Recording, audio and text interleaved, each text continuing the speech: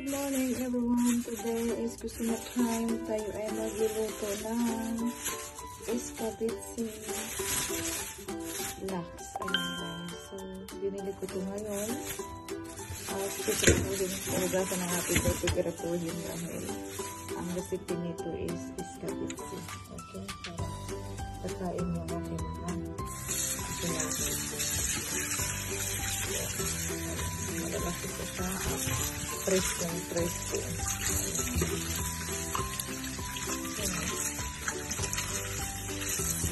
After nito is babara lang natin ito ng asin at paminta and then ipreto. Okay?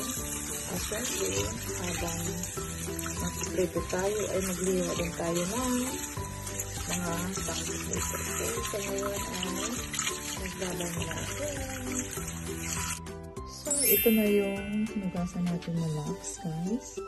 So, ngayon ay pupunasan natin ito ng kitchen tissue para hindi siya magtubig. Okay? And then, babalik ka rin natin. Sorry, medyo may maling boses ko dahil masarap po may meeting. Okay, so, ayan.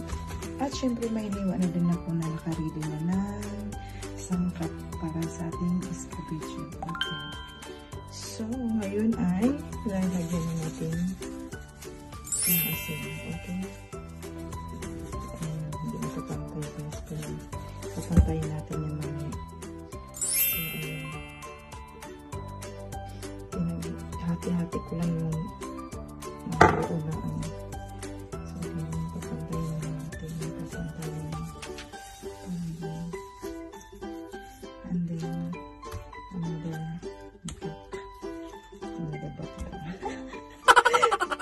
Babaliktarin lang natin ang babaliktarin.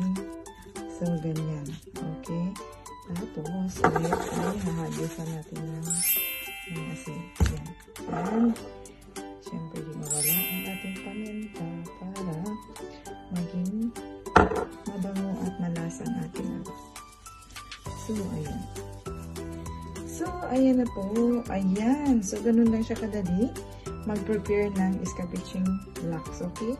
And now, gawin natin ay magpapainit na tayo ng mantika sa kawali. Kaya ako muna ay magbabay. So, nandyan na yung mainit natin na mantika. Dandahan lang natin yung apoy. Dahil tayo ay magsisigawan na naman nito dahil kumakalsik na naman yung ating mantika. So, diba?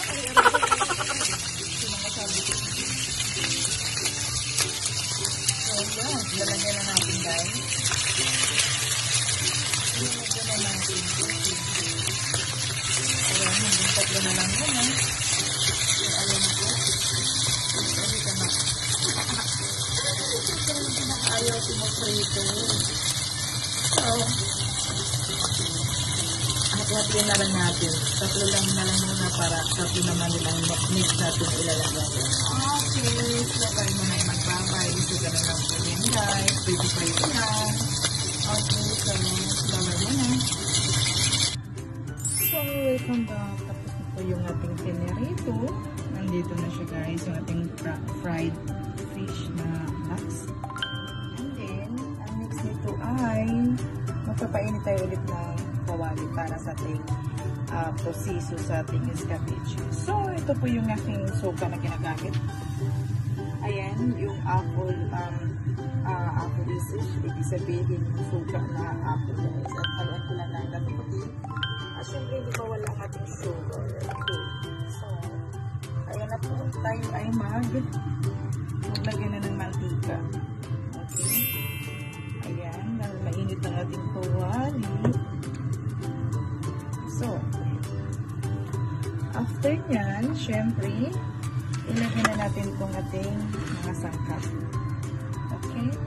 Napakadali lang naman talaga nito guys. Gawin ang ating escabeche. Okay. Dahil mainit na ating mantika, ilagay na natin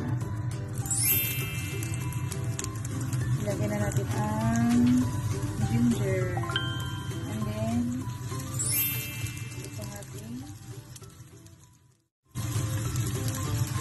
sibuyas. Ang ating konting sibuyas. Mahal siya ang sibuyas. Pero dito, kaya sana pala. And then, nalagyan na natin ang dalit na ating so, ayan.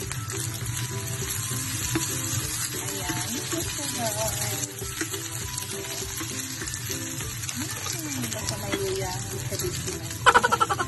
Okay, next. Ang dapat natin. At sukang mahirap na puti-puti. Dapat kasi kaya sa Tagalog is mayaman. So, yun na po guys. Okay? Ayan. Tapos, lagyan lang natin ng tubig. Lagyan lang natin ng tubig. Para hindi masyado maasim ang ating cabbage. Okay. At titimplahan natin ng asin, at syempre paminta. Okay. At hindi mawala ang ating sugar na pampatimbang ng ating lasa. So, ayan. Okay. So, ganun lang po siya guys. Tapos, ang ilalagay ko ito mamaya para lalapot, instead na cornstarch, ang ilagay ko sa kanya is sweet chili sauce. Yun po ang ihahalo ko dito. Okay, so papakuloy na lang muna natin itong ating cabbage para yung suka ay maluto. Okay, so ako muna ay magbabay. So, ayan, kumulo na po siya guys. So, ngayon na ilalagay na natin itong sweet chili sauce. Okay, so instead na cornstarch ang ginagamit ko dito, ito na po ang gagamitin ko para mas lalo siyang malasa at masarap pag ito yung ihahalo. So, ayan. Para siya na din yun ang magpapalapot ng ating sauce. Okay, so now, kunting lang, halukay ubi. Okay, halukayin nyo lang hanggang sa maglalapot siya. So, ayan. Wow, sarap. Ang sarap. So, ayan guys, dagdagan muna natin konti. Ayan.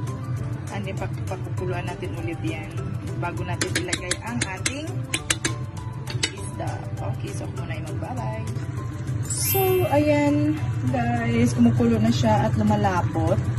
Kaya ngayon ay ilalagay na natin ang pang-last natin. Okay.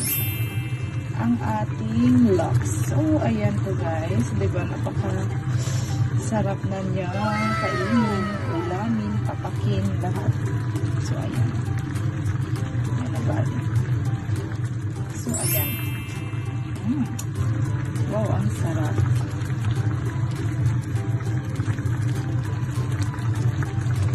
So, ayan. So, ganyan lang po siya. Pinakalas na yung isda na ilalagay natin. Tapos, ganun na siya guys. Okay? So, ito na po ang aking escabeche lax fillet. Ay, hindi po fillet kasi may, ano pa rin ito yung may tinik. So, yan na po guys ang ating recipe for today. Ito ang aming ulam ngayong Friday. Dahil it's a Friday, it's a fish day, seafood time. Kasi tuwing Friday lang talaga ang may preskong dito, isda. So, tuwing Friday, may isda talaga kami. So, ayan na po guys. So, thank you for watching and bye-bye!